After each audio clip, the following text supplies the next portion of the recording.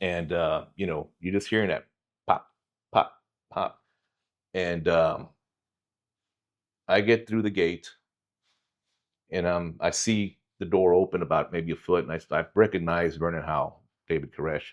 And I also see two lieutenants, Steve Schneider and his other gentleman. And, as I always do, I've got my 870 with me and I'm kind of like running with it. And I'm yelling, police search warrant, lay down. My job was basically clear the front door so the first team can get in. And, you know, I just see him looking around and he's basically looking at our deployment from two cattle trailers. He's like, what's going on? I yell, police, search warrant, lay down, like we always do. And I got on the porch and again, I got a whole team behind me somewhere. And I will never forget this. He smiled at me.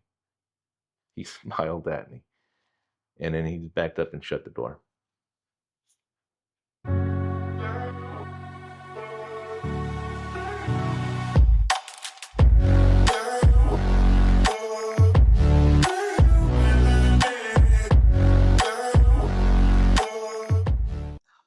Okay, audience, buckle up. You're in for a good one. Can you introduce yourself for me, please? Hi, my name is Roland Ballesteros. I'm with, or retired from, the Bureau of Alcohol, Tobacco, Firearms, and Explosives, ATF. Roland, can you give me a little bit of background about yourself? Where'd you grow up? What kind of kid were you? And ultimately, what led you to law enforcement and ultimately to the ATF? Well, I'm a Texas boy. Grew up in Corpus Christi with three brothers and four sisters. Big family, big Catholic family. Um, we grew up, had fun. Back then you could just basically get up in the morning, go outside, run all over the whole vicinity, and come home for dinner. And nobody had a problem with that. Wasn't the issue that we're having today, but it was a fun time growing up with three brothers, especially. We'd go out, play sandlot football and everything. And as we grew up, of course, going through college and everything, everybody's got to decide what they're going to do. And I followed my brothers like anybody else would, and two in particular, you know, uh, met somebody through another, I guess, event and found that, hey, why don't you join the state police? So two of my brothers went into the academy together, graduated and came out and, got on the street. And myself going through college, I was a general business, or I was an accounting major actually. There at Corpus Christi State University, which is now Texas A&M, part of Texas A&M family. But I wasn't really interested in school so much, so I was struggling. So I changed my degree to general business, so I can graduate and help my GPA, which it did. But that being said, here I am graduating and not having a clue what I wanted to do. And so my brothers, got me saying, why don't you join law enforcement? And my one brother says, why don't you join ATF? I'm thinking, what's ATF, right? And so I started. That's the only agency I applied with. And in 1987, I got a letter and showed up to Houston, and I've been in the Houston ever since. Do you think that the incident having to do with the ride along had anything to do with you Yes, getting yes, exactly, and that's true. I did ride along with my brother who was in highway patrol back then, and it kind of came out where we were posted in Victoria, and a friend of his, another trooper out of Edna, Texas, radioed for backup. Evidently, four guys had robbed a convenience store at gunpoint, pistol whipped the clerk, and took off. So they were going south on 59 towards Victoria. So my brother intercepted. Of course, I'm in the passenger seat, and I've never been exposed to anything like that. And my brother pulled a Luger out from under the seat and he gave it to me. And he said, "You know how to fire a gun?" I go, "Yeah. I mean, we shot at cans at the ranch, that kind of stuff." And he goes, "Well, I'm going to put us towards the ditch. Roll your window down, open the door, and just hide inside that little opening between the car and the door, And just first guy who comes out, just aim for the chest, aim for the chest. And I'm thinking, wow, this is cool, right? And so Bill Davidson, who was a lead trooper on the felony car stop, he initiates the stop, gets all the guys out, has them spread eagle on the that we're talking about close to 100-degree weather on the highway. And so he and my brother were getting ready to start strapping these guys down. And Bill gives me a shotgun and he says, "Stay on them." I said, "Okay," you know. And they handcuff them and stuff like that, and other troopers show up and everything, and they're doing their talking and everything. I'm still pointing at a shotgun at these guys and say, "Hey, you can chill out now, right?" And I'm thinking, this is so cool. So I said, "Yeah, and yeah, I did say that's what kind of inspired me to want to go into law enforcement. But over time, it's just, you're really trying to make some serious decisions. And graduating from college, and I figured, well, I don't want to go work as a cashier at a bank or do whatever. So I started thinking about, the police academy, the same one they attended. And they were thinking, well, because they'd already gone through it. And one was still working for state narcotics. And he said, "You know what? You get paid a whole lot more if you join the federal government." And, they did throw FBI at me, so, Secret Service and everything. And of course, my brother, who was a ATF agent at the time, said, "Let's give ATF a shot." And so, like I said, I did. Back then, I'm sure they still have the test, but back then it was called a Treasury Agent exam, Treasury Enforcement Agent exam. And test wasn't very easy by any stretch. And when I passed it and got to basics, I was talking to a bunch of other new recruits, and we all basically barely passed the damn thing, but we passed. But it's funny. I mean, we're talking 1987, and you have different parts of the test, but one that particularly stands out is this memory and observation. They give you a black and white image of a 1950, like a 1955 scene, black and white. You know how back then the cars were kind of rounded. So you have a street scene like in Chicago, right? So people in fedoras and long hats, all that stuff. So you stare at this or you look at this for about 10 minutes, and then they pull it, and then you take like a math exam for like an hour, and then they come back and say, okay, they ask you questions about that. And so, I mean, that was one of the interesting things about the test. It's like, wow, this kind of takes you back. But again, throughout the whole thing, I mean, I thought I was going to come out of there with a better score, but I barely passed. And like I said, it was a surprise to me to find out how many people barely passed. But you pass, and okay, let's go to school. The interesting thing about your family background, though, is you have one brother who was at ATF. You had another brother that went to the Air Force. Did more than one? So besides the ATF agent, did the other one also go into police at all or law enforcement? No, my oldest brother went into the Air Force, and he was gone. He was gone. Mm-hmm. My mom, sadly, had to reach out to the Red Cross to find out what happened to him because he just did not contact us. Really? Yeah, it was the wildest thing. And my brother, who was an ATF agent, kind of did the same thing, but we knew he was alive because he was in Bogota working.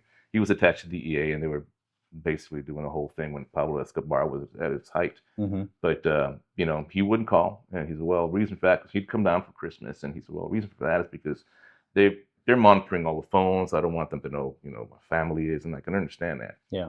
But my oldest brother, for the longest time, did not know what was happening to him. But as it turns out, he was attached to the National Security Administration or agency, and he was, basically doing his thing in East Germany.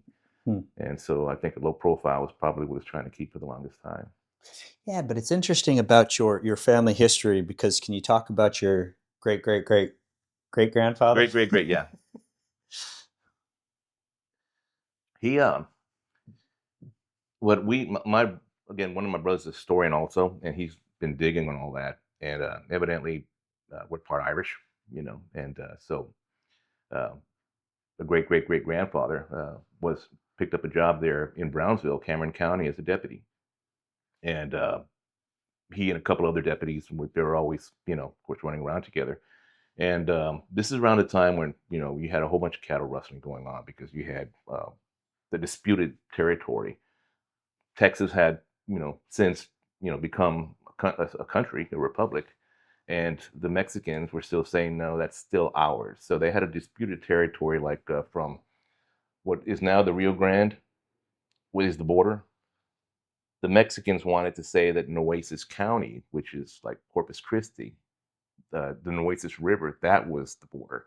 So they were just like, coming across without, just without any problem, just grabbing cattle and taking it back. So my great great great grandfather, and he would be running around, of course, enforcing the laws there in Texas, but at the same time, uh, Texas Ranger Captain McNeely put a group together, went down to the border, and started chasing, these rustlers. And before they got there, I mean, my my ancestor and others were out there, grabbing cattle rustlers and finding the nearest tree. And but he was also doing scouting for McNeely's Rangers, because he knew the area, and he spoke Spanish. But one time, I guess it was a political argument, new sheriff, trying to take over. Um,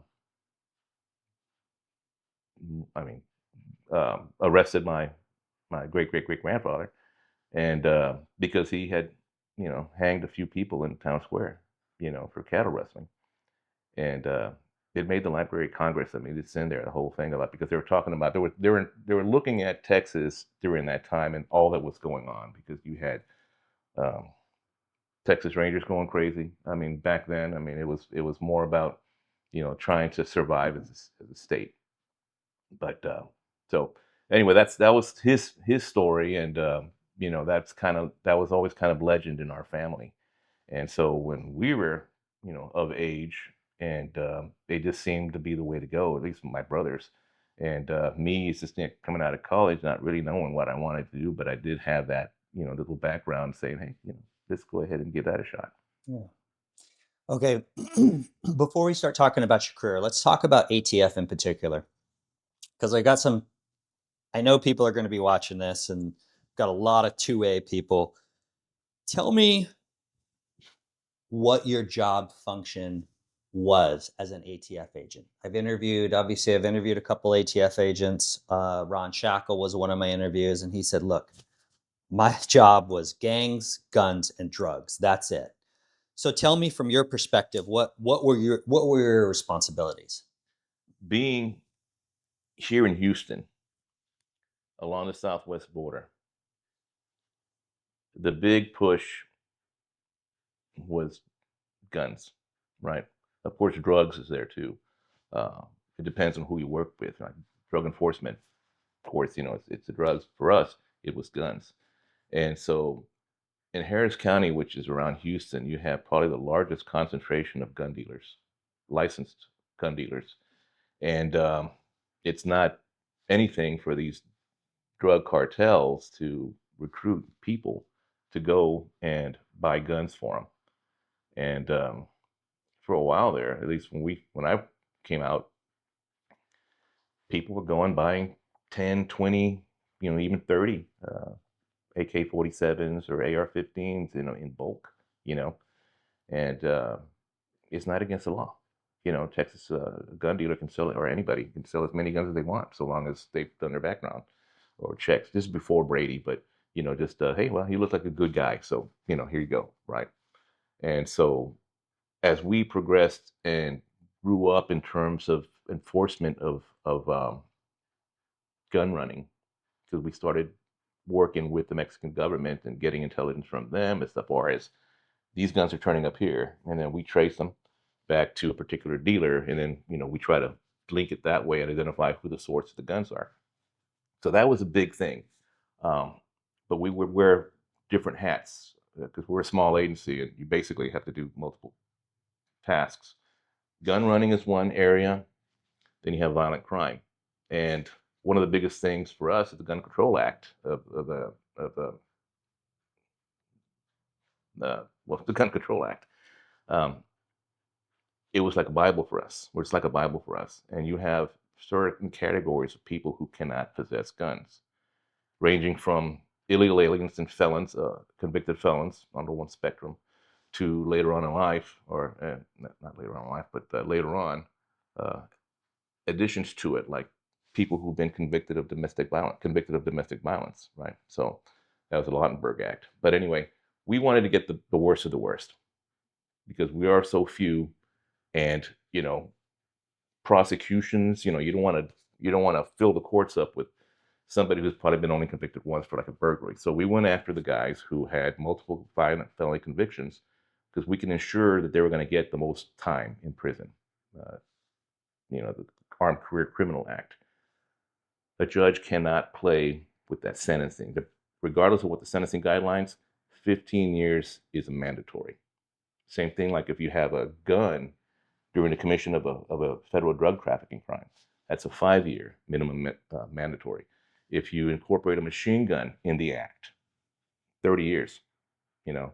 So those are the types of cases we tried to perfect because we wanted to make sure that we got people the most time.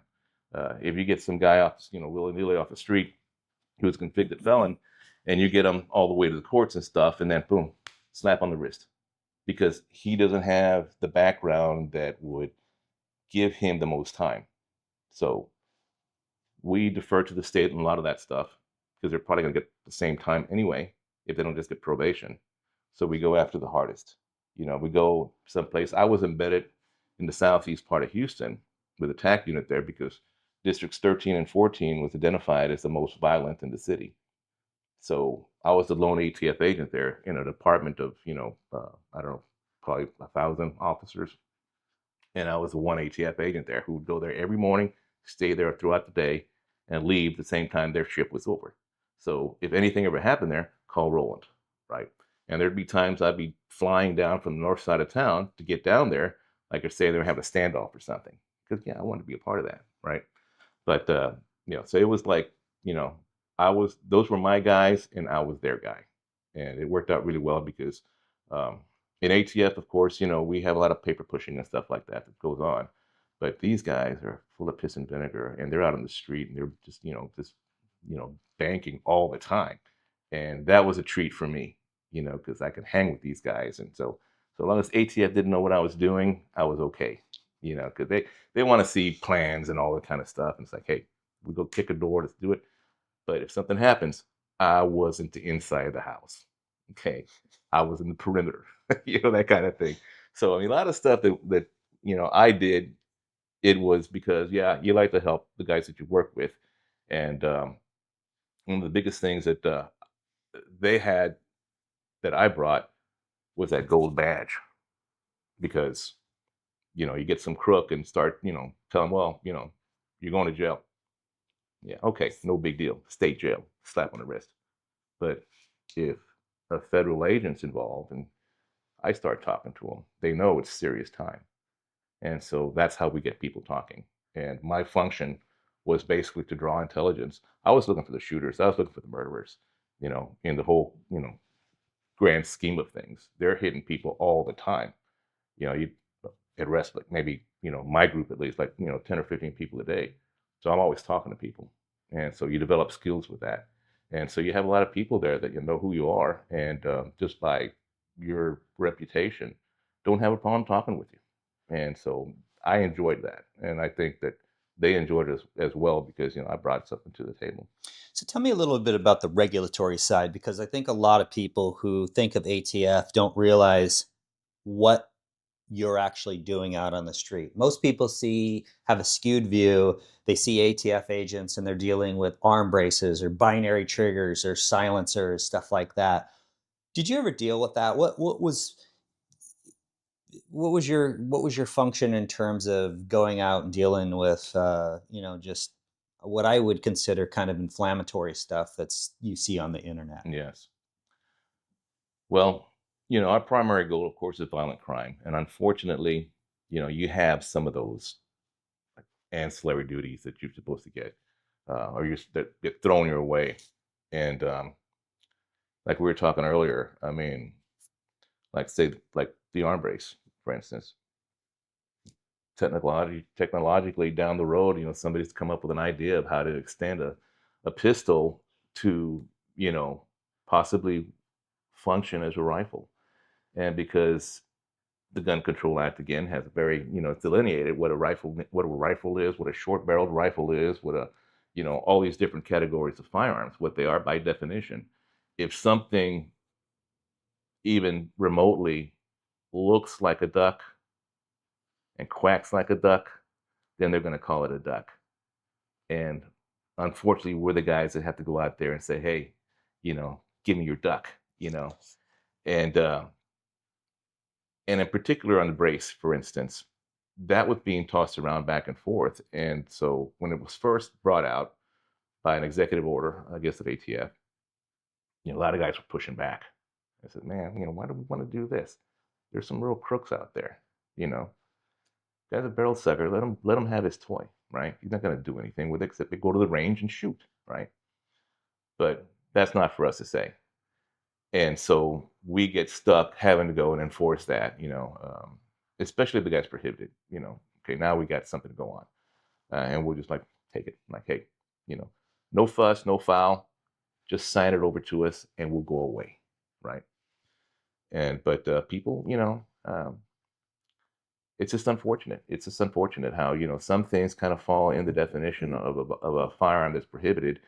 And because we're ATF and it's technically a violation of the law, we're compelled to go and address it.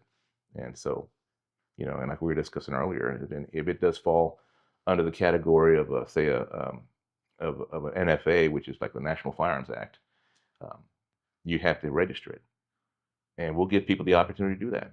So go take that somewhere, FFL, let them hold it for you, whatever. I think that's how they do it, and get it registered. Once you pay your transfer tax, and then you can get it back, or you can buy one, and it'll be it's regulation. That's all. It's control. Yeah. We'll know where it is. We'll know who has it. That kind of thing. Same thing for silencers and machine guns. Yeah, but we were talking about this earlier as well, which is I had the question of where those initial rules came from, and we started talking about the Capone days. And Right. it was just a way for the kind of the federal government to kind of control things. But I find it interesting that it happened in the 30s. It's still around today, and it progresses as we go because it's become a political hot button Right. issue. Exactly. So Exactly. how often, when you saw a change in administration, did you see a change in what you guys were supposed to focus on versus a Republican versus a Democrat coming in? Yeah. Well, we do what we do, and it's because it's on the books, and we typically gear it towards who's behind the firearm, mostly.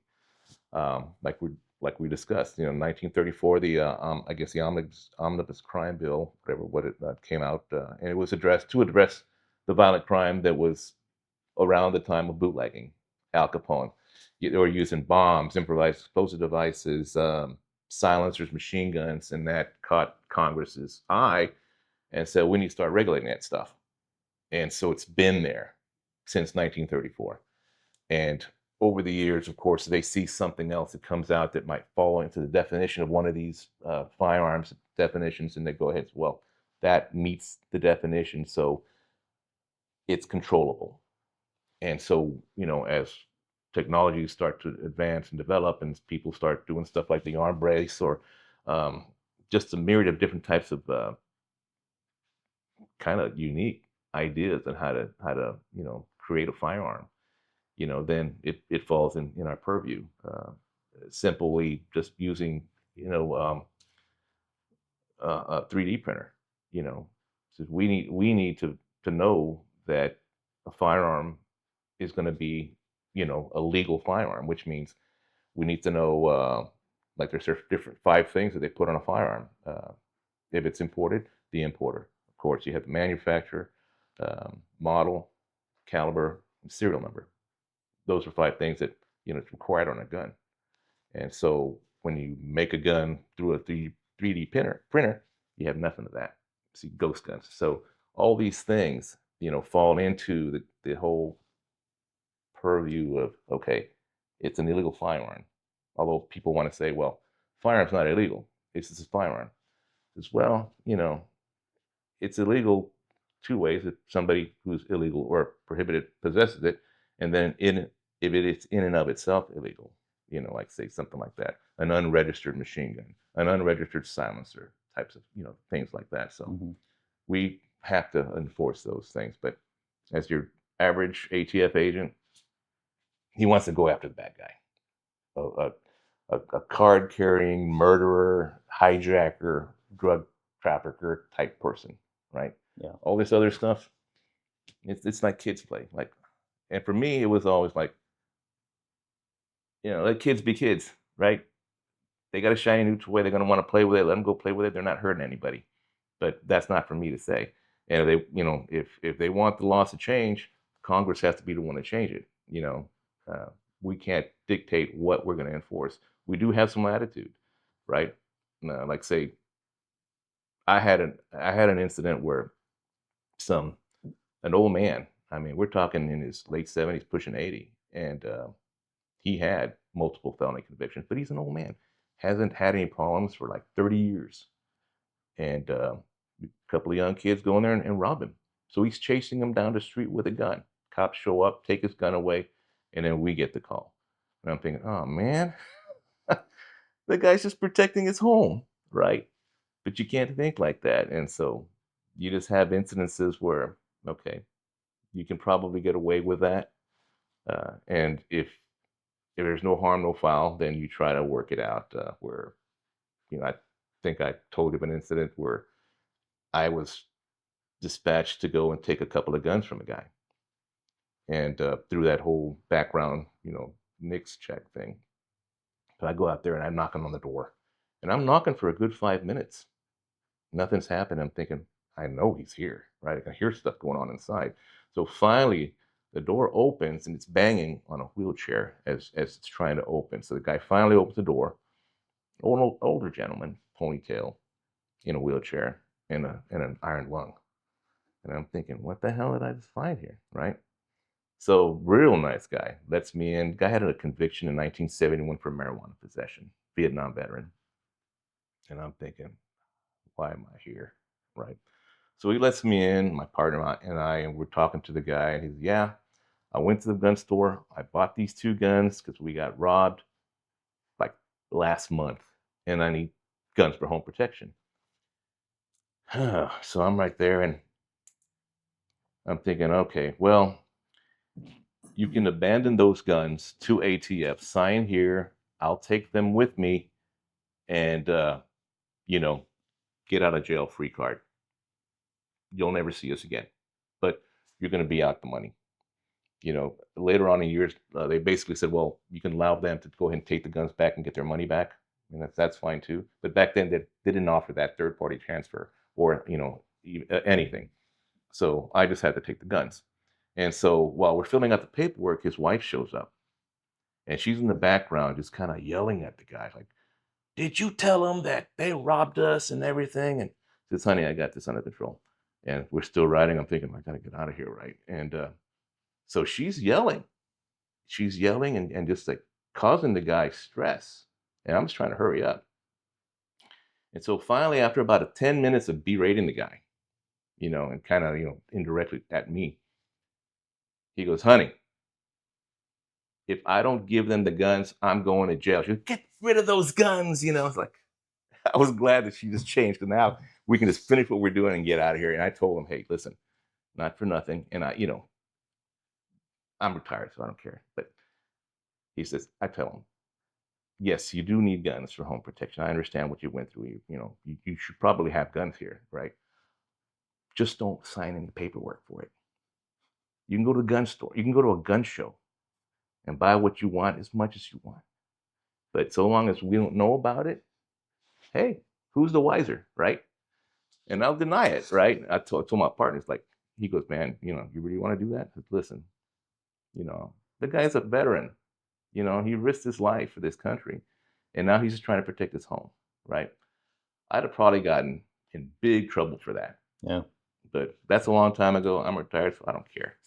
Is it fair to say, though, Roland, when a Democratic administration comes in, that you become more of a regulatory agency than what you really want to do and going after? Or is that unfair to say? I haven't seen that. Okay. The only thing that I can say about a different administration is that the hype, Okay. And gun dealers love it, especially if a Democrat takes the office, Yeah. because now they're going to be selling guns hand over foot because they think, or hand over fist, because they think that ATF is going to come get your guns. Yeah. Well, that's the furthest thing from the truth.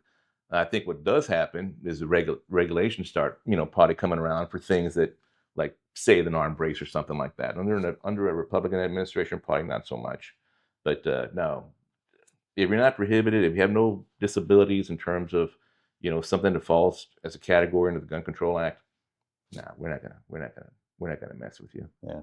Okay. Okay, let's get into your career a little bit. Tell me about Project Achilles. Achilles, back in 1991, ATF designed this project, and again, it all fell under that whole armed career criminal. Mm-hmm. We only targeted people who had at least 3 violent felony convictions to get that 15-year minimum mandatory that we were talking about. And so in Southeast Houston, where I was working, you could throw a rock in any direction and hit one of those guys. And so it was a target-rich environment. And so that's what we would do. We had billboards, just asking, like a tip hotline. Anybody with guns that is prohibited or violent and doing whatever. It was more about trying to help the community, and that was the kind of thing we did in terms of, like, letting the people know we're here. We're here to help you. If there's somebody out there robbing people, let us know. Of course, the cops first for all that stuff, but they might grab somebody and say, "Hey, we need to keep this guy off the street," so then we'll come in and help them out after the fact. But no, we tried to do as much as we can. We had a budget, paid informants and all that kind of stuff. You know, uh, I was writing lots of search warrants, and so we were kicking in lots of doors. And again, none of these were innocent people.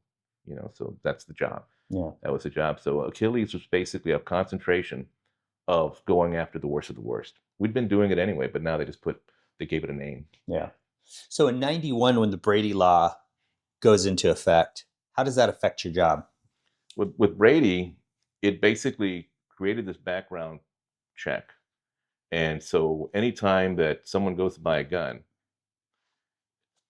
the gun dealer has to notify the FBI with the information concerning the individual buying the gun, and they do a background check.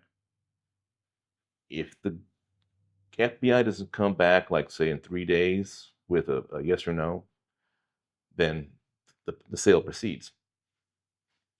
If by after that they find out, oops, he wasn't supposed to get that gun, then one of us gets a call or gets the lead, say, hey, you'll take the gun away from him. He wasn't supposed to get that gun. And that's when it started to develop, where they identified, well, you know what?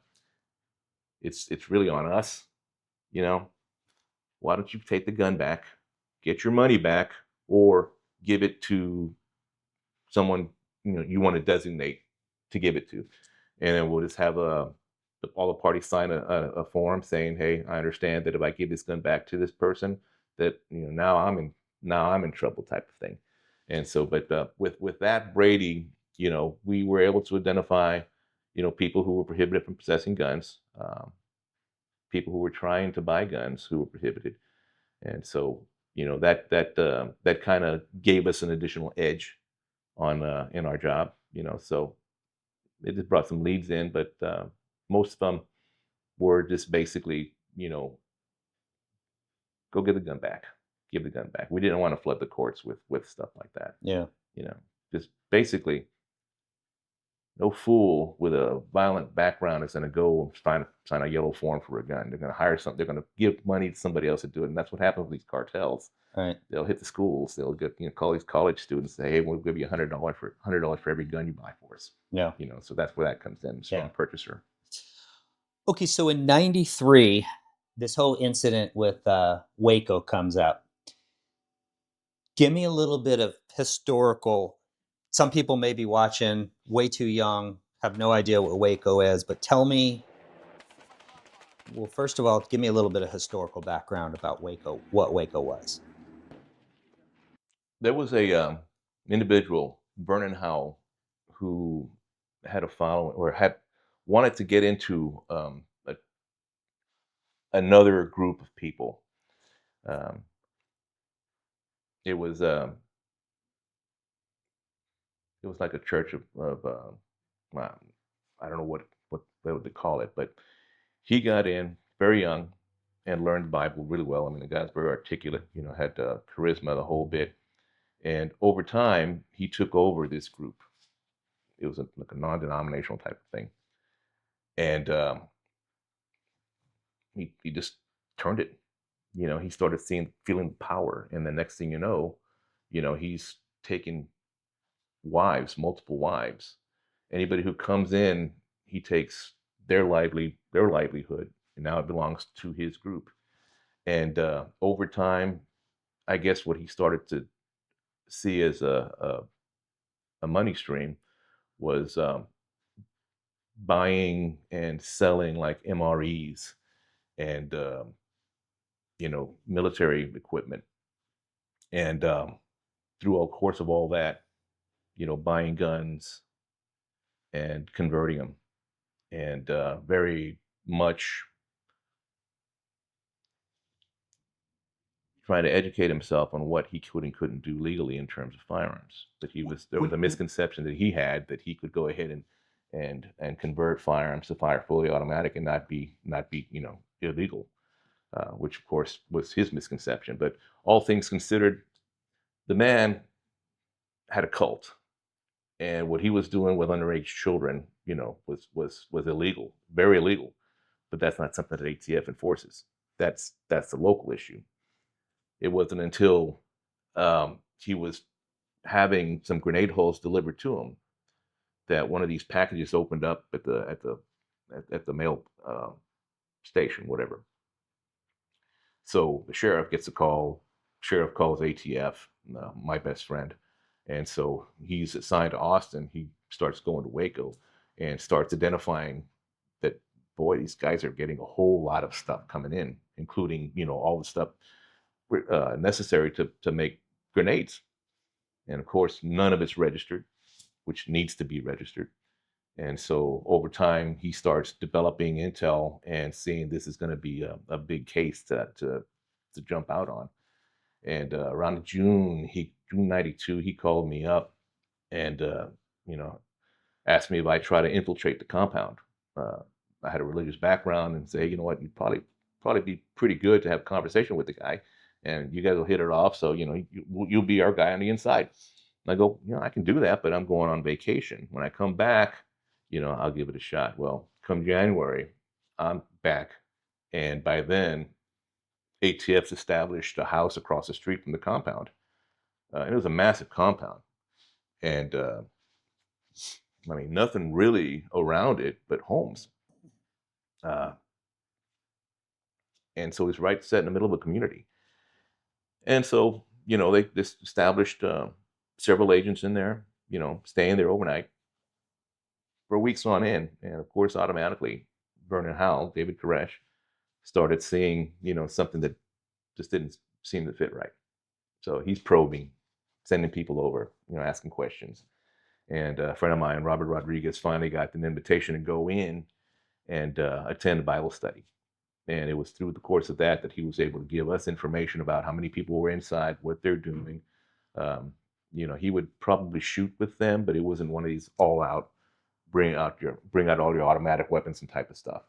But they had, per the investigation itself, getting invoices and all the documentation for the sale of different types of grenade hulls and parts and stuff. So that they had a pretty sizable armory.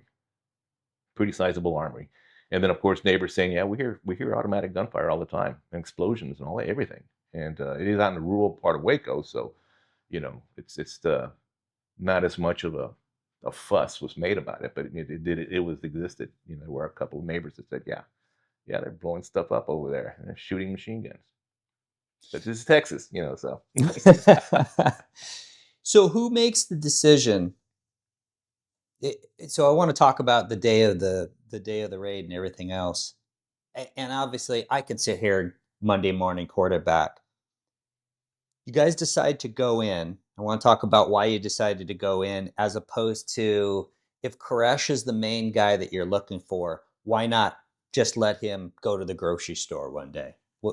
Tell, tell me kind of the thinking about that. Well, just on the tail end of that, you cut the head of a snake off. Mm-hmm. You think you've got it. He had followers, what they call it, mighty men, and then he had his lieutenants. Mm-hmm. And just taking him out wouldn't necessarily have remedied the whole thing. Okay. Because there were still like guys, Steve Schneider, number one. I mean, these were like just all in. They were all in against the government, and so it wouldn't, we could have taken him out. Mm-hmm. But what I mean by out, we could have, just removed him from that scenario. Yeah. But we would have still had to gone in there and recover everything. Did you get any sense of why did they want grenades? Why did they were they planning on taking over the government? What was their idea? No, for him, because of all the stuff that he was doing, Mm-hmm. and he knew he was doing some illegal stuff. We're not talking about the weapons. Mm-hmm. We're talking about the child abuse, Mm-hmm. all that was going on. He knew that he was going to go for a long time, for what he was doing to these kids. And he wanted to protect himself. So he built an army and said, this is going to be my protection. This is what's going to happen. Mm. And he told him basically that, hey, in whatever language he wanted to basically communicate to him, it's like, hey, I'm the son of God, whatever. I'm allowed to have all this that I have. And so they don't understand. So they're going to come and try to take our children away from us. These are God's children. And so he sold it, basically saying, we need to protect the children, right? Yeah. When basically was saying, hey, we need to protect me. And, so that's where, my understanding is, based on everything that I read, was that, and again, I'm receiving reports from my good buddy who's receiving intel through faxes from a former leader in that cult who wised up, got out, and went home to Australia. So he's sending information, and bit by bit, I'm getting stuff because I was for the SRT, I was their intelligence officer. So I'm basically, whatever we go into a situation, I'm the guy who's supposed to have any, knowledge about what we're looking at. And so I was getting him to feed me stuff, photographs, whatever he could. And I'm reading this stuff and thinking, this is going to be a good one. But, with Vernon Howell, it was going to be the spin that he had with his followers was that we need to protect the children. They're going to take our children away from us. Mm-hmm. And so they were all in. And like I said, he had a couple of lieutenants. And one was a Harvard graduate, a lawyer. And these weren't just, everyday, people. I mean, there were some really talented, intelligent people in there. And then you had, the sheep, right? Lots of women and children, and that was the biggest thing that I had a problem with. Like, afterwards, of course, saying there's a lot of innocent people in there. There are a lot of, criminals in there. He had what he had, had his own little paramilitary unit called the Mighty Men, right? And these guys were their enforcers. His enforcers. Like, say if somebody, kind of went astray, then he had his people basically do what they would have to do. I mean, he was spanking people, adults. He would spank them. But, he had these guys there in the wings to jump on anything that he needed them to jump on. When there was early on, you had two factions going, and he had his, and then the other one, which he wanted to overtake, was there as well. So, but this other one was at that compound. It was still being developed, and he was in Palestine, Texas. Well, he took his mighty men, what his group of people at the time, and he assaulted that compound. And the sheriff's deputies came in, arrested like 8 of them, took their weapons away from them. But these people had full camouflage, and they were basically there to take out the leader of the cult that he eventually took over. So they had that in the back of their mind the whole time. It's power. Yeah. And it's his power and his power alone. Mm. But still, he had the followers who were closest to him, these mighty men who were going to be a problem either way. Yeah. Tell me about the planning that went into that. I was a newer agent. I say newer agent, about 7 years on. But we had people who had been experienced with large operations. One was a former Special Forces individual, and he had done something in Arkansas um, similar to it. And it was a big surround type of thing, call them out type of thing. Um, but they had the ability to conceal themselves, right? Cover and concealment. There in the prairie, you don't have that, right? But anyway, so they basically came up with an idea that, well, we're going to have some kind of ruse to get there to the front door so we can unask and go in. And one of the senior agents who was part of the planning said, well, I just saw where the county used a cattle trailer to run on a meth lab that was out in the middle of nowhere. And we just rolled up, jumped out, and boom, there we were. And so they went ahead and adopted that idea. We're about 85 agents going in on the ground, so we needed 2 large cattle trailers. And so that was going to be the plan. We were just going to drive right up, jump out, and then serve a warrant the same way we do serve warrants every day, only to a much, much larger scale. Problem was, there was no backup plan. There was no way to like say we call it off. You can't just keep driving, because you're actually in the driveway, and you can't turn these things around. You could drive right through, but there was nowhere to go. So, of course, I wasn't part of the planning, but at the same time, it was one of these things where, well, you just got to do it. You just got to do it. And so, we did. But tell me about, you mentioned that it was kind of an eerie situation. Maybe you'd never done this before. You guys actually, somebody must have realized either A, we have to be prepared, or B, we have to be expected for the worst here. Yeah. Because you had your blood type on your neck, or what? How did that work? Yeah. Of course, we brought 3 SRTs in for this: Houston, Dallas, and New Orleans. And so it was a very big operation. So we have our medics. Everybody's trained, or not everybody, but several particularly agents with medical backgrounds, and they went ahead and said, well, you know what? Let's go ahead and do everything we can in case somebody does get shot. We know what we're doing in terms of giving them blood. So they wanted to, well, they were going around and putting everybody's blood type on their neck. And I refused it. That's just bad juju. It's like, I don't want that. It's on my vest. My religion and my blood type are on my vest. Well, what if you get separated from your vest? And I go, well, I'm just gonna have to risk it, but don't put that shit on my neck. That's just eerie to me. But anyway, we were prepared for that. And like I think I did say that when we're there, kind of just lounging around, slowly putting our stuff on because it's staging. Right? We're in a gym, and then the ASAC, Assistant Special Agent in Charge, who's also an assistant team leader for this operation, he comes rushing in, and he goes, "Robert just called us and said that they know we're coming." Right? He was at Bible study, and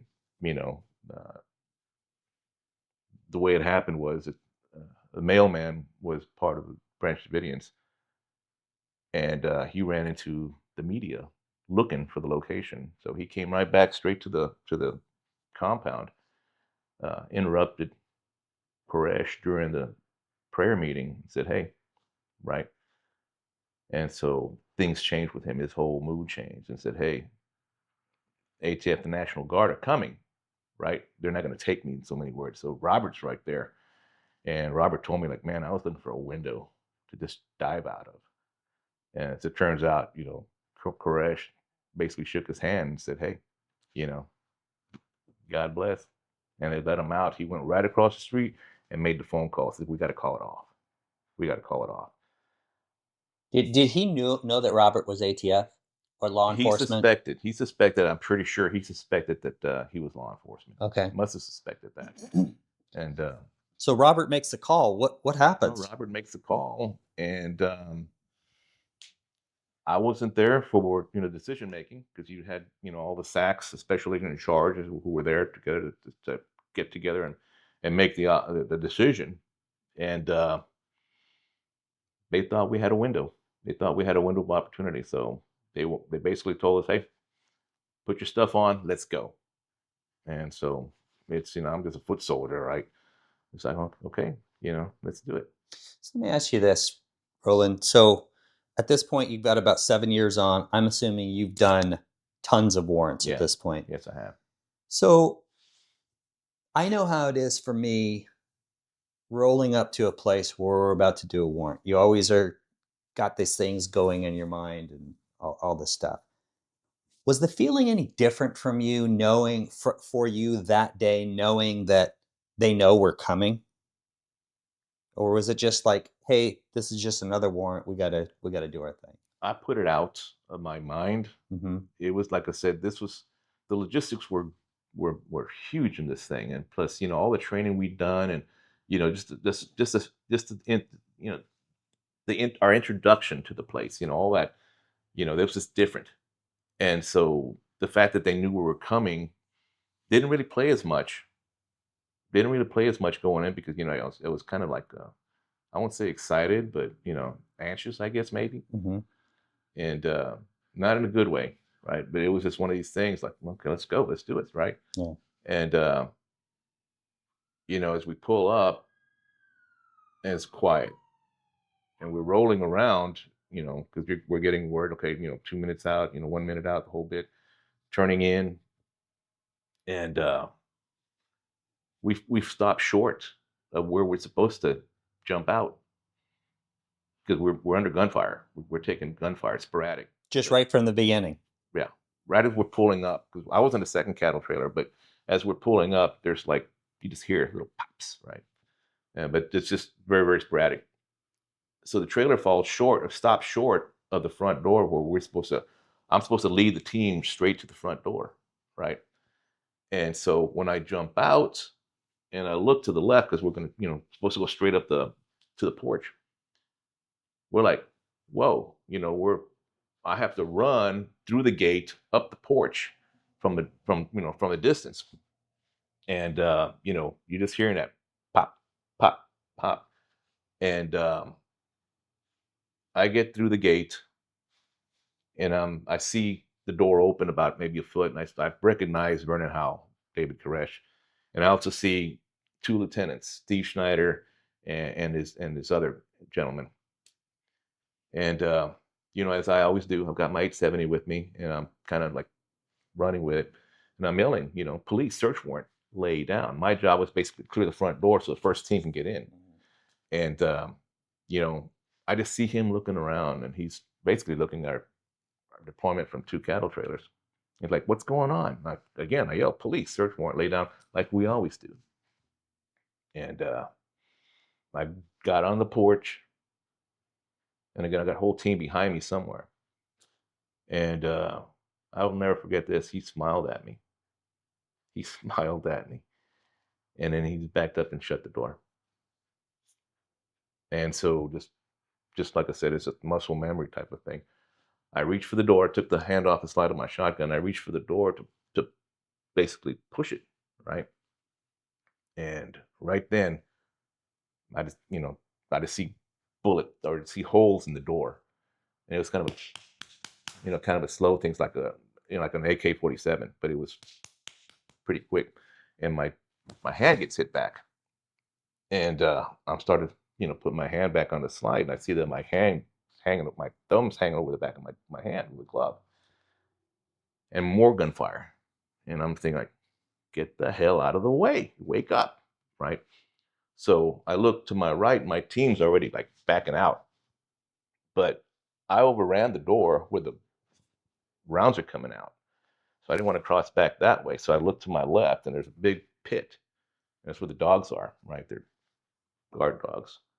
So I dove in there, and I hit hard. I mean, I hit hard. I switched channels on my radio, so I didn't really pay attention to it, but I hit, and then you could just hear him yelling at the front door, from the front door, say, "Get that son of a bitch away from the front door, get him away from there." So it's just, more gunfire. And so I roll under that first window, and I'm trying to orient myself, and I look up over the porch, and I see my team backing out. And so I'm getting ready to crawl back over the porch. And they said, put your head down, 308, right? Evidently somebody was coming out with, hanging out a window with 308 trying to hit me. And so I just made myself as small as I could. And for the first few minutes, I'm thinking like, this is it. I'm going to get it. And I'm trying to think of where I'm going to get it. Things that go through your mind.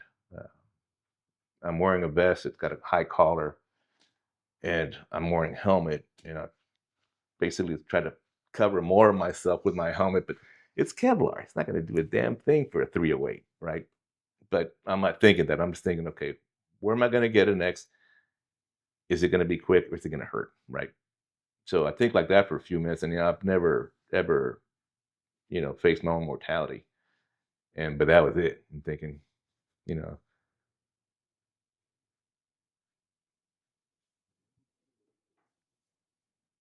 sorry. No, take your time. I remember leaving Houston to go on this operation, and I had a baby, right? I had my young son Adam, and you know, it's like I didn't say goodbye, right? Mm-hmm. And so, I didn't want to check out just like that, but it bothered me. It bothered me that you make all sorts of promises, to get me out of this, just get me out of this one, Yeah. right? But yeah. no, it was a bad day. I lost a good friend. Um, we weren't prepared for what hit us. They had the high ground. They had the proper equipment. They just rained fire on us, and we just didn't have the ability the first few minutes to put a fight up. And so finally, we had forward observers across the street, but we had no forward observers on the east side. So New Orleans got hit pretty bad. These were guys who were climbing up the ladders. Yeah. They didn't have any cover. And so that's why they lost most people that they did. 2 on the roof and then 1 on the ground. But yeah, it was a bad day. How do you end up getting out of there, though? Well, that lasted well close to 2 hours, if not more. And so I'm right there pressed up against the house underneath the window. So I'm listening to all this stuff that's going on inside. And I'm trying my best to remember everything. After the initial shock of getting killed was over, thinking, I think I'm going to survive this, right? Mm-hmm. So I'm just listening to all the stuff that's going on. And, we have our guys, and they're on the phone. I heard the 911 call that they made. And, we got agents shooting at us, and we got women and children in here, and all that kind of stuff. And,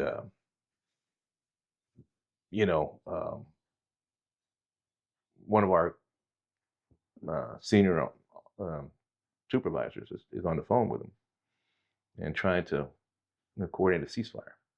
And so I'm listening to all this stuff. And so we have one ceasefire that they put together. But, people are afraid to move. All the stuff that was coming out. I mean, I'm watching the front door during the initial barrage, and that front door is bowed out from all the stuff that's being shot through it. That's the same door that I got shot at in front of. And I'm thinking, wow, that's a lot of firepower. And so naturally people aren't, because we got guys on the opposite side of the fence behind cars. And, after 2 hours of getting shot at, and trying to return fire, you're just not too, cool on walking away from that cover. Mm-hmm. And I was no different. But anyway, through the first ceasefire, it's quiet. And then all of a sudden somebody on the east side starts shooting. And so that kind of threw that one. More gunfire. And it's just like a Mad Men. It's just continuous gunfire from both places. And I'm getting wood and glass and stuff all falling on me through the whole time, right? And a funny story on that. I did get hit, my thumb blown off, and I'm thinking, well, I don't know how long I'm going to be here. Of course, I have gauze. Actually, we all got like feminine protection, not Kotex, so you use to cover, suppress blood.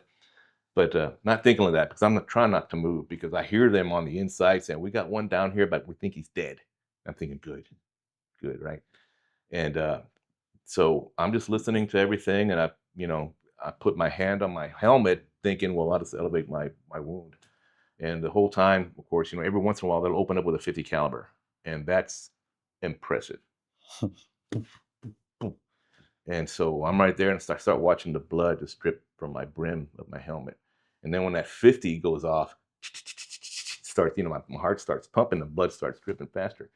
But, you know, throughout the course of all that, a second ceasefire. And this is one that, you know, people started getting up and walking away. So I'm not going to stand up in front of that window. No way. So I'm looking down and I see agents start walking away. And, you know, I'm inside, you know, like a chicken wire fence. And one of the supervisors, Robert, out of San Antonio, he sees me. He goes, whoa, whoa, wait. We got one over there, Roland, right? And I'm probably about 30 feet from him. And says, come on. And I'm like, are you sure? You know, because I got a shotgun. I'm not going to leave it here. So I stand up. I'm in front of this window. I got my shotgun in my hand.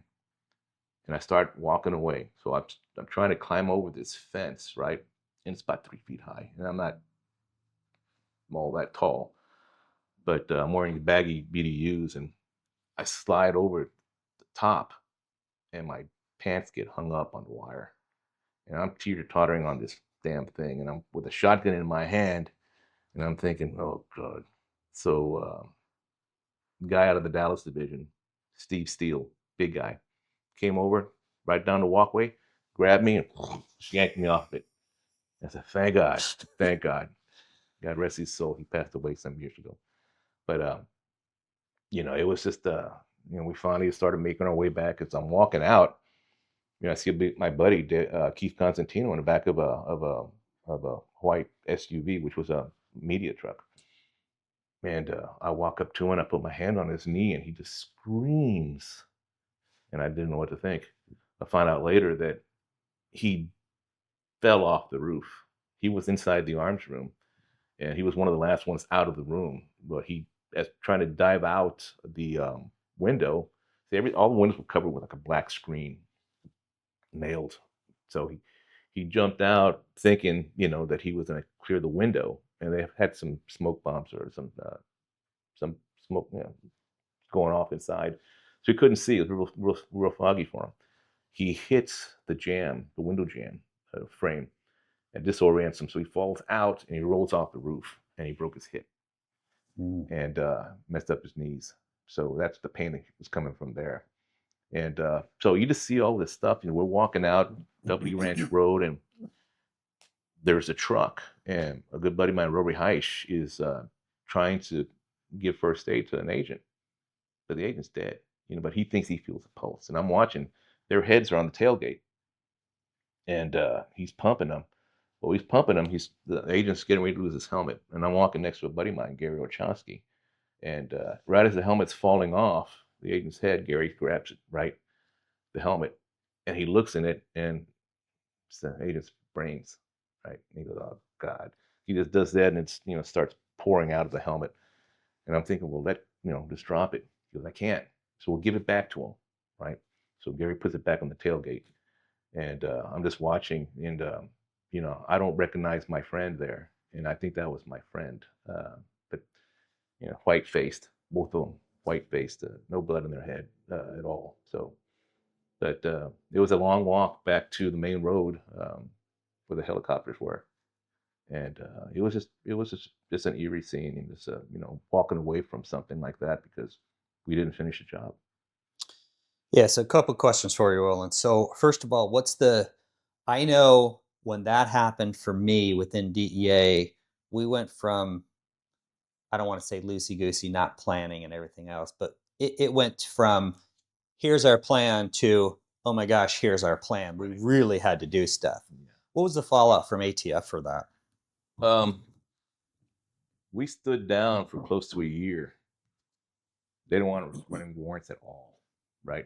And then, of course, we developed a plan after that whereby if any agent feels like, hey, this ain't right, raise your hand. And it stops pretty much. But from that, the planning came where anytime we are on an operation, you know, there's a standard format now. You fill it out. It's got to go to second level for review through a tactical guy, number one, and then a supervisor. And they say, okay, they'll sign off on it, and then we can go. But it's got to have all those elements proven. And I'm sure that they had done all their due diligence in preparing for this raid, who was who and what was what. But you know, just on our everyday type stuff, it changed the way we did business. But we were down basically. We had to stand down for a long time.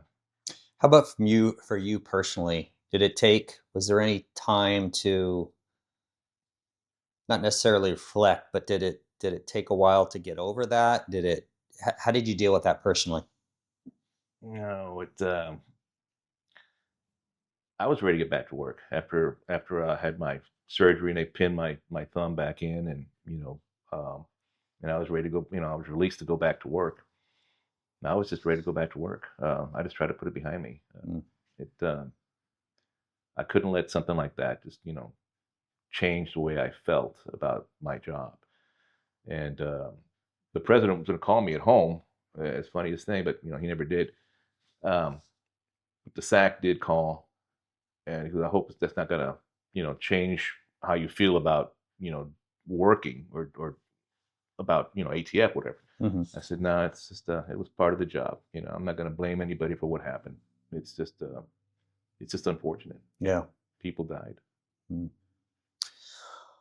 Okay, so when Trump gets elected in 2016, he starts talking about MS-13.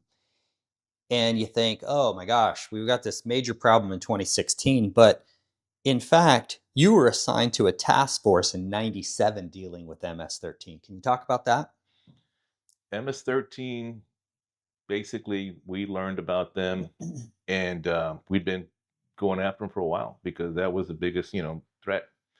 And the FBI, of course, following suit, they decided to form a task force. And in that task force, they brought everybody in. They brought everybody in, and I got assigned to that task force at the FBI, and brought in a couple of good friends of mine who had been working with me on prison gangs and stuff. And so, they had good background information on MS-13 as well, plus informants.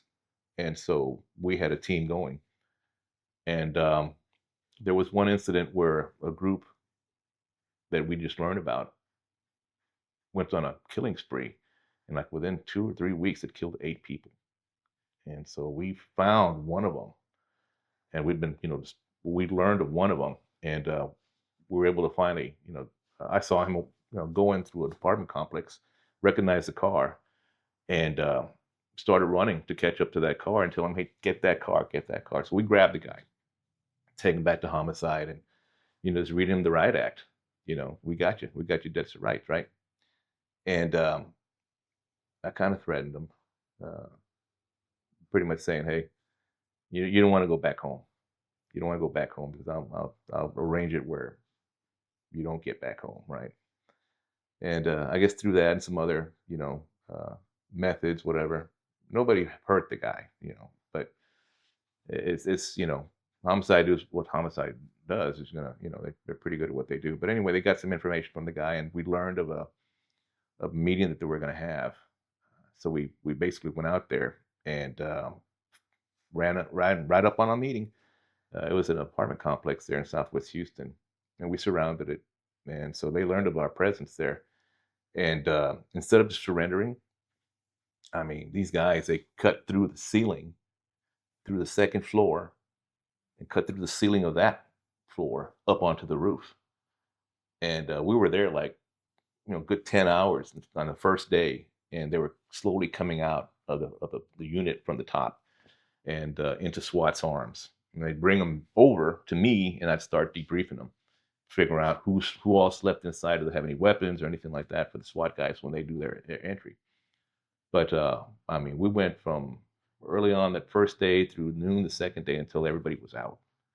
And we recognized how serious these guys were. I mean, we had all the intel and stuff about different places, how they would kill people who were informants and all that stuff. I mean, it was just pretty aggressive.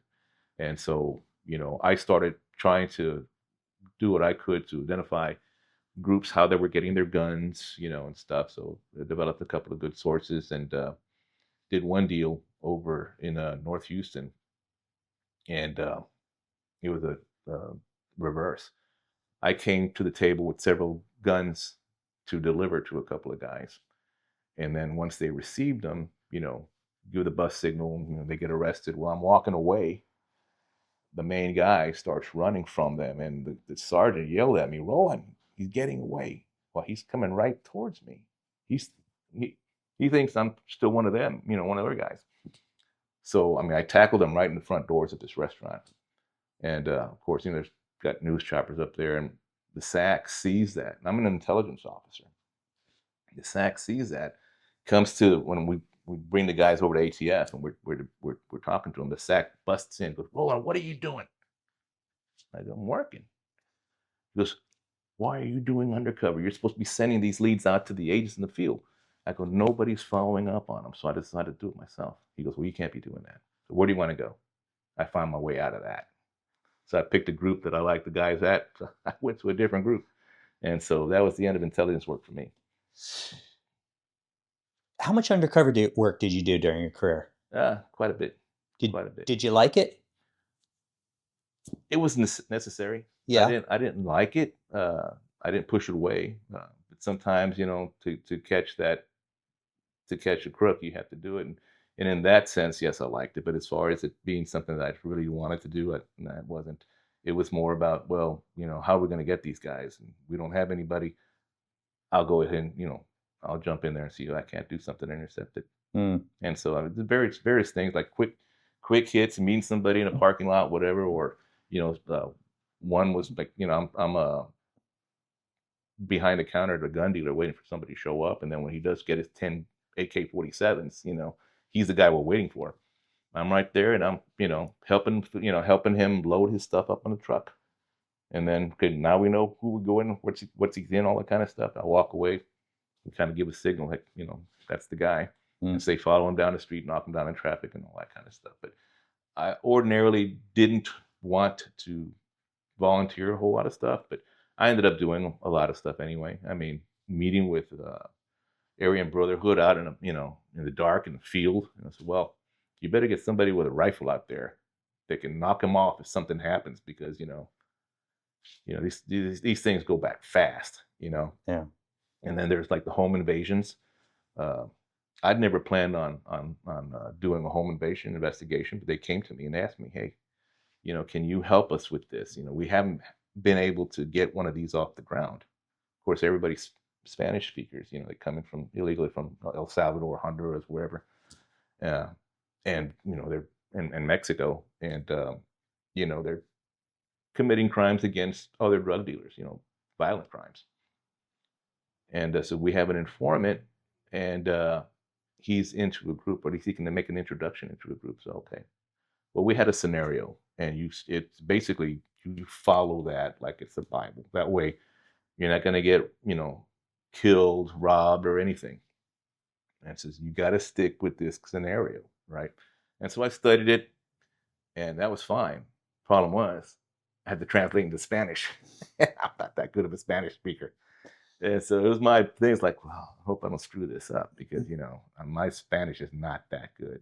So I said, well, I'll give it my best tomball Spanish, right?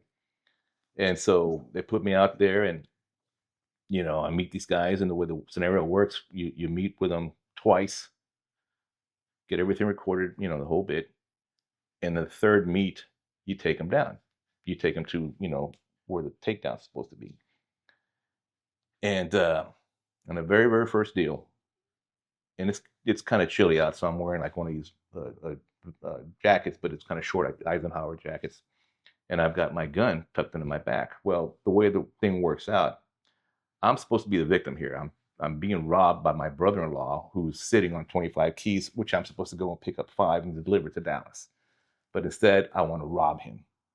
So there's this group of people that I've now, recruited to do a robbery for me. But I don't want it to look like I'm a part of that, because of course they'll know it's me. So I've got them hook, line, and sinker. They think they're gonna go rob a house of 25 keys of cocaine and kill me in the process. That way, not to get them give up 5 keys. So, I'm not supposed to be armed, and that's the whole plan. Says, you guys, what kind of guns are you gonna bring, right? Says, I don't want to make it look like I'm, part of this. So, slap me around, do whatever you want, make it tie me up, right, and leave me there. Well, when they show up, I'm not ready, right? The surveillance team, it's nighttime. The surveillance team didn't pick them up until they were off the freeway and almost in the driveway. I mean, the gas station where I'm at. So next thing you know, they're pulling up right in front of me. Like, damn, I hadn't turned my equipment on, and so I'm rushing to turn all my stuff on, and then I jump out of the truck, and of course my jacket gets hung up on my gun, and so I'm standing in front of the grill of the truck with the lights on, and one of the guys is doing this. And it's like, oh shit, he sees my gun, and that's completely bad because I'm not supposed to be carrying. Well, he notices the gun, but they follow me anyway. I take him to the zone where we're going to take him down. And the way we do it basically is like we give them sodas and pizza or taco system that way. That way they have something in their hands. So when I drop the signal and you have everybody jumping out, they're not reaching for guns because they got food in their hands, right? And so we do the whole thing, take them down. One guy runs, the dog just chews up part of his shoulder off, right? But anyway, they get them all, and we put them all in our warehouse, and they're on the ground, right? And they're going to be interviewed one by one, the whole bit. We have them first in police cars, and so, then we bring them in. And so I decided to come back in. This time now I've got my badge around my neck. As I'm walking, I see the one guy, he looks at me, he goes, muy malo, right? And I look at him and says, muy estúpido. Oh man, I swear. I mean, it's like 11 guys. It was a good haul. I think they solved like 3 or 4 homicides and God knows how many robberies and burglaries. So it was a good crew. It was a good crew. So that was the first one we did in Houston, and we did several more that I was a part of. But it finally it gained life. Yeah. And so we were doing more and more home invasions until ATF decided, I guess something in 60 Minutes come out where saying that we were entrapping people. And so, which was not true. But anyway, they said, well, let's go ahead and raise the stakes where you can't just identify a crew and go after them. You have to know who they are and everything. So, well, these are illegal aliens. You're never going to know who they are until you grab them. Right. So that basically took us out of the home invasion business. Now, some places up north, they might be able to do that with like say local street gangs. But here in Houston, it's not the street gangs as much. It's drug dealers going after drug dealers. Yeah. And you don't know who they are until you grab them. So basically took us out of, home invasions. Okay, so tell me about working with DEA Informant in 2000. What were you doing? Oh, God. That was a trip. Well, Javier Peña. Mm-hmm. It was a, cartel or narcos fame, whatever. Yep. He and my brother were best buddies down in Bogota. JJ was ATF down in Bogota, and he and Javier ran around together. Okay, wait a minute. So quick question before you tell this story. I guess I didn't really fully realize how many foreign offices does ATF have? Not many. We had JJ actually pioneered the Latin America because we didn't have one. Okay. But because gun running became such a central focus of one of the ATF's, crown jewels, whatever you want to call it. Yeah. They started putting more assets involved with it. Well, nobody was down there. So JJ, as experienced as he was, said, hey, you know what? I'll go ahead and get that thing going. So he went out there. Of course, ATF doesn't have any funds to provide places for us to go. And of course, the embassy doesn't have room for you. So DEA, was the only logical place to go. Yeah. So he found a home at DEA doing ATF stuff, which worked out well because you guys, work differently than we do. Yeah. Have a lot more latitude than we do. But he was on a short leash, but what ATF doesn't know won't hurt them, So he was basically doing what he wanted to do, and Javier kind of helped him with a lot of stuff. And worked out because he was getting a lot of intel, and he said, "Hey, uh, DEA will take me where I need to go, and if they can't do it, CIA will do it, right?" Mm-hmm. So he was collecting a lot of good intelligence down there because you have the narcos down there, you had terrorist organizations and stuff, but he was basically trying to identify the sources of all the guns that they're recovering Mm-hmm. per ATF's mandate. So that's what he was doing down there. And so he and Javier became good friends. And so Javier, after Escobar was caught, Javier came back stateside and ended up as a SAC here in Houston. And out of the blue, he calls me up and said, "Hey, come on over." So I went over there and said, "I got an informant for you." And so, okay. So, met with the guy, and he's from, someplace, Paraguay, someplace. But anyway, um, I was able to develop my Spanish by working the guy. But long and short, he was turning us on to big, big deals, right? And it was more like, this is probably a little bit out of what I'm comfortable doing, right? We're talking, you know, helicopters and all that kind of stuff. Like, no, we're not going to do that. So he puts us on to a guy who was Colombian and was trying to coordinate a shipment of Takarovs from China, a container load, right? Takarovs, 9 millimeter. And so I said, well, okay, I'm all in for that, right? Illegal importation of guns. And well, that's also a customs violation. It was primarily a customs violation, but we're talking about, hey, I can play with this. Yeah. And so I meet there in the gallery area, 3 guys in suits. And so I'm thinking, okay, we'll play with this. And well, I leave and I get my radio in. I said, "Roland, you're being followed." So okay, so I'm dusting off. I'm driving all over the place until I don't have a tail anymore. And then I go back to the ATF and we debrief. This man, somebody else is on this deal. I mean, they're not crooks. These guys are like, look like us, right? I said, something's not right. So I start trying to deconflict. I'm calling everybody, even Secret Service, CIA, DEA, the locals, everybody, customs even. And, the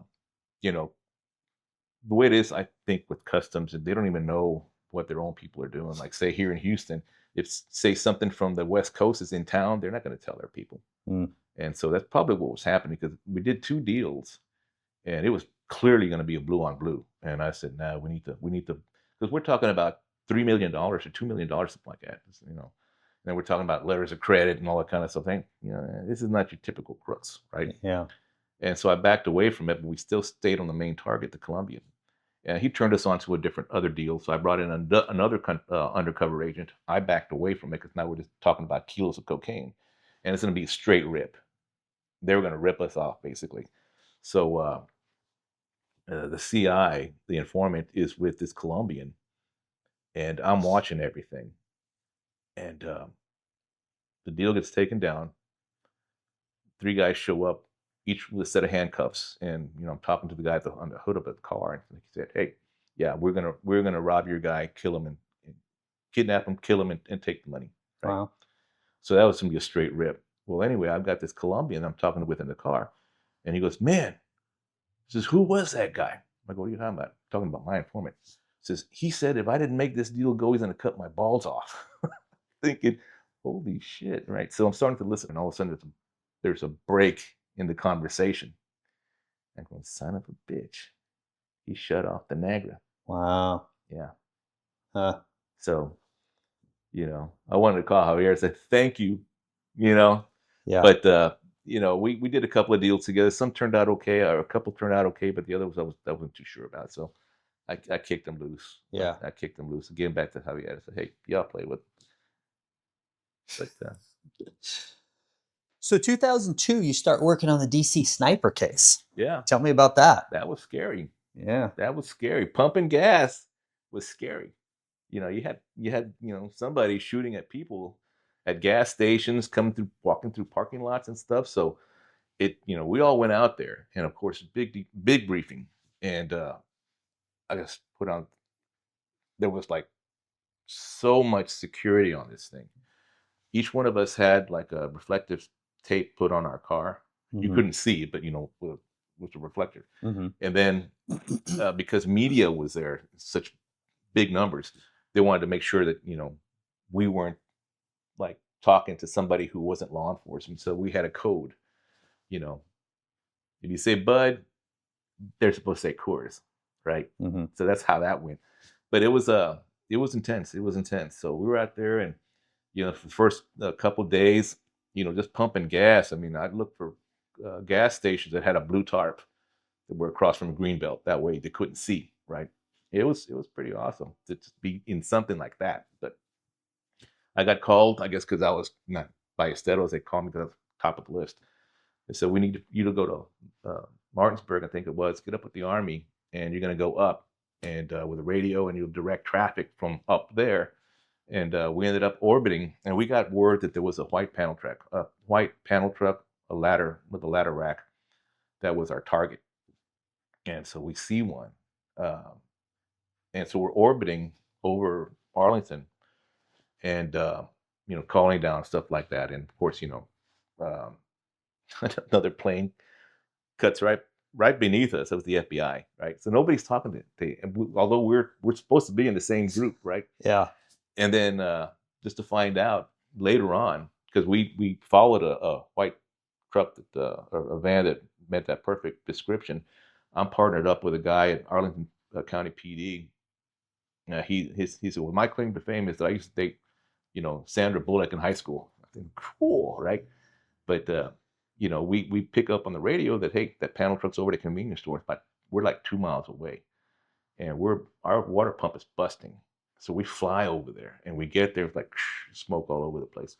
But I jump out with my AR-15. I go to the across from the door, like 20 feet away, and I'm behind a tree. And I go, man, we're gonna finish it here, right? So I'm really excited, thinking that they're gonna come out, and that's gonna be our guys, and this whole thing will be over. Mm-hmm. Well, we get called off of it, and I do believe it's because we're supposed to be looking for another car, but we never get told of that, right? We found out later that it was supposed to be this a Caprice, Oh, okay. a blue Caprice, Okay. with a hole in the back where they were actually shooting from. But it was like anything else. We were there in full force and stuff, and it was just exciting, to be a part of that. And like 2 weeks worth, and then we came home. But after it was caught. But man, I'm telling you, it was a lot of media, a lot of law enforcement. I mean, we're all out there just beating the bushes everywhere we could until that thing was solved. Yeah.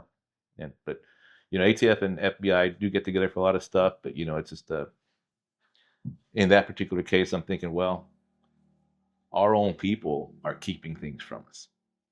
I didn't like that. Yeah. Maybe I'm mistaken, but that's what I sensed. Yeah. Okay, well, in 2006, you go to Mexico City for a TDY. Is this your first foreign TDY? Yes. Okay, so how does that go? Good. We've been sending people. We have our country attaches there, and he's a buddy of mine. And he's, hey, well, I want to come to Mexico City. Well, yeah, sure. And so I get out there, and of course, our mission is to identify guns that are showing up down there. Cartels that are bringing guns left and right from the United States, and are being recovered by the Army. But the Army's not giving us everything. They're keeping the good stuff, it seems like, and giving us, crap.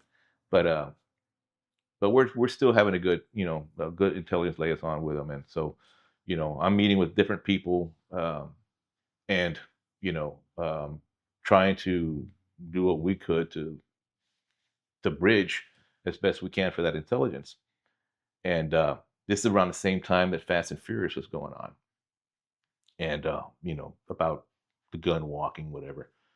Yeah, can you just kind of give a brief history of Fast and Furious for those that may not know? Well, there is a misconception that ATF was, letting guns go to Mexico. Well, it was probably the U.S. Attorney's Office who was spearheading all that stuff, because anybody in ATF will tell you, no, you don't let guns go. You Right. don't walk guns. You don't do anything like that. Right. Just take them down, right?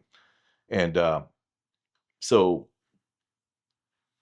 what the plan was, and what they were trying to do, is coordinate with the Mexicans, the government, the Mex feds. ATF will follow a load to the border while our ATF assets on the other side, working in conjunction with the Mexican government, would be ready for it to intercept it once it crossed the bridge. Well, one load went by and it never showed up. It never surfaced on the other side. So where in that bridge did it disappear? Yeah. So the aduana, Mexican customs, are all over the place. So while I was there in Mexico City at the embassy, I called a couple of top people from their customs and sat them down there. It's like, hey, we just want to work with you on this thing. I mean, I think we have a shared goal on this. I wanted the photos of everybody who was working the bridge that night, because we do have a guy in Phoenix who's seeking asylum, right? Who knows about everything that's going on with that. And I wanted to go present like a photo spread, if you will, to the guy in Phoenix to say, that's the guy, right? That's the guy who's responsible for the window. They give you a window and then that's when you shoot the guns through, right? I just wanted to help do what I could to see if we can identify who that guy is. And then, apply the pressure from the Mexican side, that's the guy that you want to talk with. But once they left, that was it, nothing. So it gave me the impression, well, hey, it's just all lip service. They want to cooperate, but they don't want to cooperate. And finding out years later that two of the people that I did speak with, the Attorney General being one of them at a conference, and then like the head of security, both of them got indicted. They got indicted and convicted for drug trafficking. So and it's a sad thing over there, because you do have some good people, and like I say, lead or bullets or whatever, plomo o plata. But if you don't cooperate, we're going to kill your family. Yeah. And then so what do you do? I did meet one guy who was like the head of. He's the one who he was a pretty well up there, and we were bringing him to the United States for training, and they caught him on a phone, and said they got to him. But he was a very nice guy, likable guy, and instead of sending him to jail or anything like that, they put him somewhere. They relegated him to some closet, issuing licenses for security guards or something like that. So he would not have access to the information that the cartels wanted. Yeah. But they liked him. They said, well, let's just put him over here. That way he's not a threat to anybody. But then there are others that, taking full advantage of it financially, whatever. And, there's plenty of that going on. Yeah. Huh. Did you find the same, I don't want to say level of corruption, but did you find that kind of, you go to El Salvador. Mm-hmm. Tell me about that experience. Not as much over there. I was supposed to fly to Honduras. There was a big recovery, and we were getting ready to go, and we were told to stand down because the Honduran government did not want us coming over there. When you say big recovery of weapons? Yeah, okay, weapons. Okay. And so they, basically they shut us down. But in El Salvador, no, those are good people. Those are good people, and even though there aren't that many U.S. guns recovered there, mm-hmm. but there's still stuff there. So we just try to see what we can do to plug stuff in, and we're able to provide the funding for training and things, but it's not as big of a problem as it is in Mexico. It's interesting because you retire in 2018, but I think it's fair to say you worked right up to the very end. Yes, I was. Did you retire when you were like mandatory or? No, I was 2 years out. Okay. And I was in San Francisco at a conference. We have a national identification ballistic system type mm-hmm. of thing with NIBIN, mm-hmm. where forensics, we track projectiles and casings to find out which gun they come to are from. So I was at a conference, in San Francisco, when I had a call from a friend of mine who was over in Washington. He goes, hey, you ready to retire? And I go, no, I got 2 years yet. And he says, well, we have a position open in property down there in Houston that, if you're ready to retire, you can slide right into that. And, it's relating to property, asset forfeiture. And I hated that shit. property, man. Me? Come on. But then I called a buddy of mine who was doing it in San Antonio. He goes, "Yeah, take it, Roland. Just take it." So I went ahead and turned my paperwork in and took a month off, and then went back to ATF as a contractor. Been doing it since. I mean, it's a good job because it's like I never left. I mean, the work's different, but Yeah. the same guys are still there, and it's like even though I'm not supposed to, uh, a lot of guys come to me and say, "Hey, what would you do?" type of thing. So Yeah. they pick my brains. A lot of historical knowledge, you Yeah, got a lot of younger guys that don't have that mentorship either at ATF or DEA or these other federal agency. I think it's important to have yeah, guys like you around. yeah. So and that's a lot to be said about the fact that we are still connected, Yeah. that way, and even with PD, it's just it works out real well. Yeah. So right before you retired though, you worked on Operation Pincushion. Can you tell me about that? Yeah, we were, like I said, early on. I was the lone ATF agent there in a whole department down in the southeast part of town, and I was noticing an uptick in home invasions down there. And one particular guy we found had been pulled over with a gun, and he was, a good target. And so, well, let's go ahead and grab him, take him federally, and see what we can't, get him, during a proffer. And so I arrested him, and on the way to the magistrate, I mean, he's spilling it. I mean, I'm in the truck with my HPD partner, excuse me, and he is laying it out, thinking, "Damn, I don't want this guy in prison just yet," right?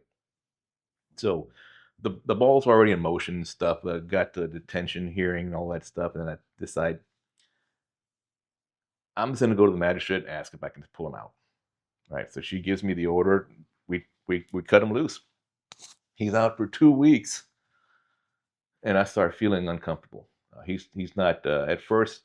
He's really good about contacting me. Then all of a sudden, he's like 2 weekends, he's disappearing Mm-hmm. and making up some bullshit stories.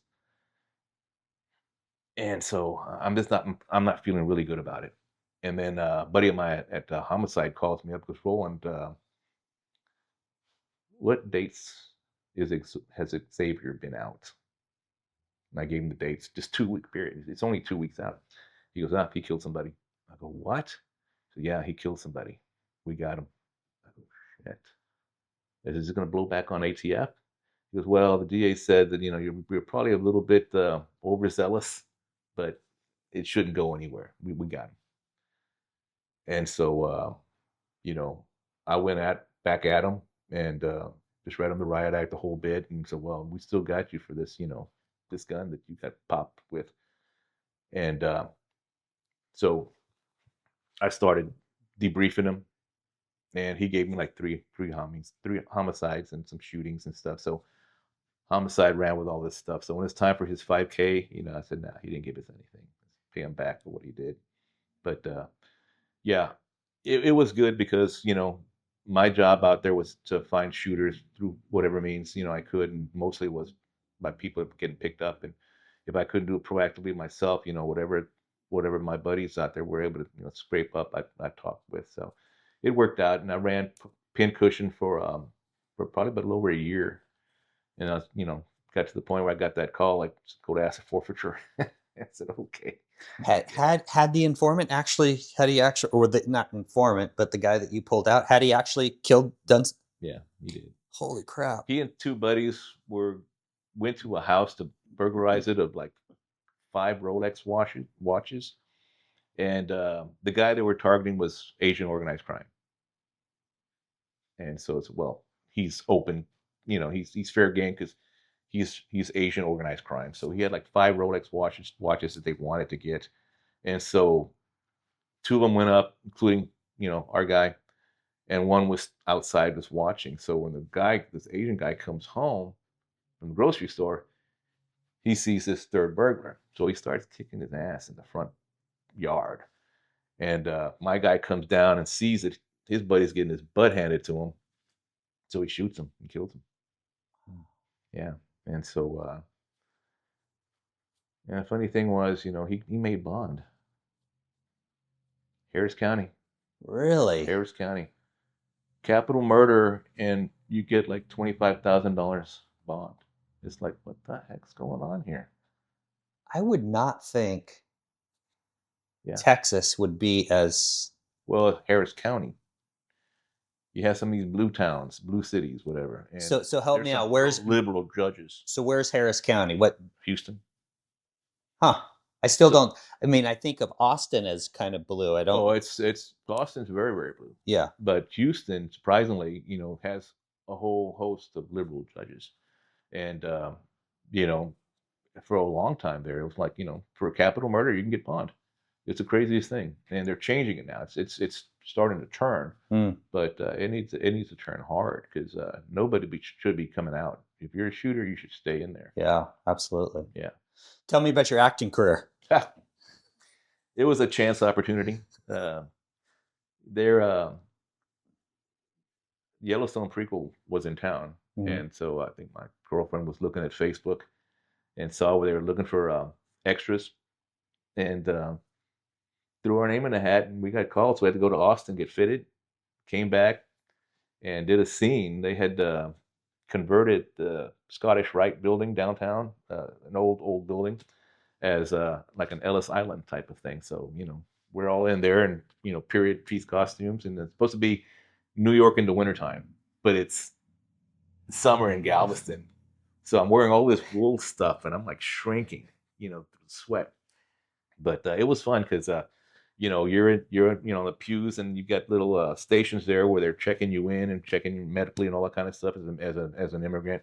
I've got a card sewn into my jacket here, says that I'm a German immigrant, right? And so the main actress is in one desk area, and I'm like two over, so I'm like right in the scene, which is pretty cool. And my girlfriend, she's like a head nurse, so she's right there, but she wanted to stay off the camera. So what are you doing this for? Yeah, exactly. But I mean, she's beautiful, but she just just, I guess, self-conscious. So 1923, that's the one with Harrison Ford, right? Yes. Did you get to meet him at all? No, did not. I've met a couple of, I didn't meet, but seen a couple of the actors. Female, his daughter. I mean, not his daughter, but I don't know if you follow the story, but Alex Dutton, she was the one that was in that scene with at Ellis Island. And then several weeks later, I just happened to be able to get into a train scene that Spencer Dutton is supposed to be taking the train from New York to Montana. So I'm on the same train. And it turns out, as part of that whole scene, he's supposed to just rush down the aisle past me, trying to get to Alex, who's outside. And just to get seen, I kind of throw my head down into the aisleway so the cameras can catch me. But that was it. And But so you got two scenes in that? 2 scenes, yeah. That's kind of cool, though. Scenes. I don't know when it's going to come out, but I want to be on a horse. I want to ride a horse. So I think if I can't get onto something where I'm either a bad guy or a sheriff or something like that, a deputy, I don't want to do it anymore. So when you get on there, though, do you have to get your SAG card? No, it's not. No, it's not SAG related. Oh, interesting. There are some stuff where they only pick SAG people. Yeah. But I made a joke when we were getting ready to get fitted, and I was talking to the two girls who were actually checking people in. I go, so when do I get my SAG card? She goes, you don't, because if you do, you're gonna get paid a lot less than what you're making for this thing. So oh wow. I don't want a SAG card. I'm making a joke, but it's funny. It's funny, but it was fun. It was fun, and they were filming in Austin. They were first filming here in Galveston. Then they started filming in Austin, and about 3 weeks ago, they took off to Montana. So all the work dried up over here for that episode, for that sequel. Wait a minute. Prequel. Okay, so now I'm confused. So I thought 1923 already came out. Are there No, it's a new season. Oh, it's a new season. New season, yeah. Oh. Yeah. Well, there you go. Yeah. Okay. So that should be fun. Yeah, I'll have to catch up on that then. Okay, so 2 last questions for you, Roland. Mm-hmm. Did law enforcement affect your family? Yeah. What way? Well, at the time I was, married, when all this stuff with Waco and stuff was going on. Mm-hmm. Yeah, I guess it affects people in a different way. You probably have to talk with them, but I'm pretty sure they were stressed a lot. Hmm. My mom, always, you know, because all her sons were involved in something she didn't want them to be in. I remember when I was there in Waco, I was actually in a hospital in the chapel, and I'm watching the news. Right, still hadn't gotten. I got bandaged up, and about that's it. So I'm just right there watching the news, and yeah, it's of course a very big gunfight. It's not going to be national news. So I'm watching the news. I haven't called home or nothing. Right, Hmm. and then I see it made national news. I go, oh, shit, I better call mom. Let her know I'm okay. Yeah, yeah. Because I mean, it was bad. My brother JJ was in Bogota at the time. But again, it was he was catching word through ATF about me. But it was stressful. It was stressful for a lot of people. My brother, who was at the time DPS, I mean, he drove straight to Houston to be there right away. And so, we all pulled together for, whenever there's a crisis. But yeah, it does affect the family. It does affect the family. How early on did you get married? Um, I was probably about, it would have been about 90, 91, something like that. I guess my question was more along the lines of, was your when you got married, was she along for the ride at the beginning, or kind of had you already been working a I'd little already while? been working. Okay. So did she not realize what the job was about, or did she not expect it? What Probably not, probably didn't expect it. Okay. Probably did not expect it, but all the wives, agents' wives would get together and we'd do things together, and Hmm.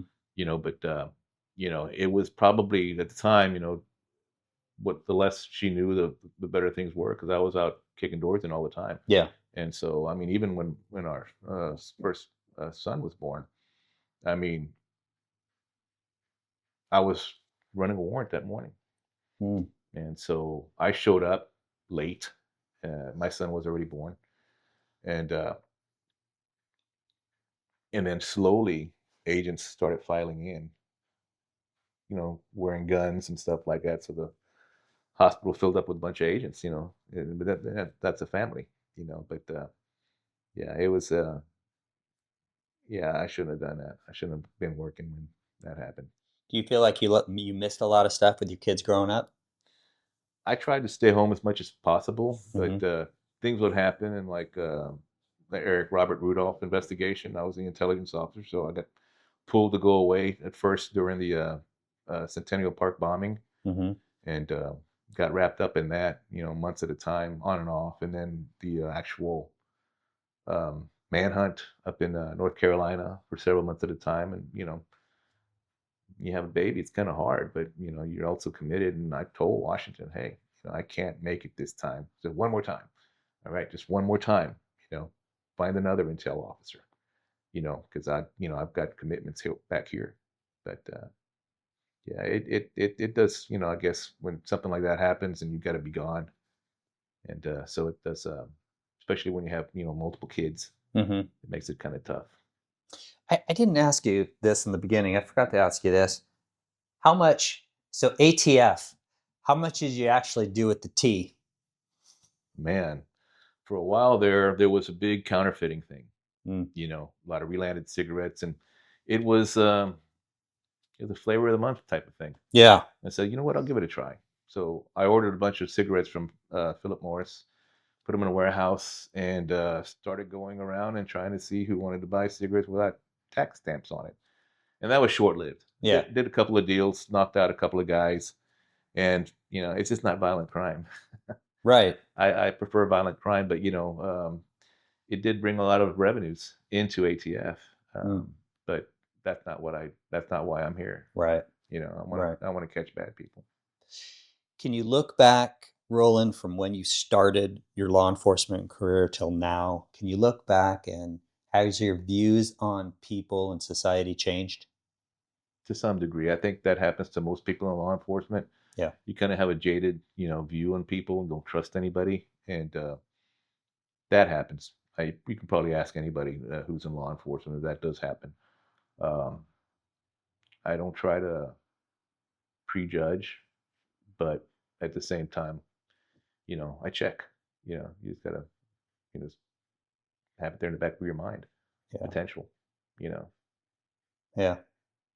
Roland, thank you for the interview. Really appreciate My it. pleasure.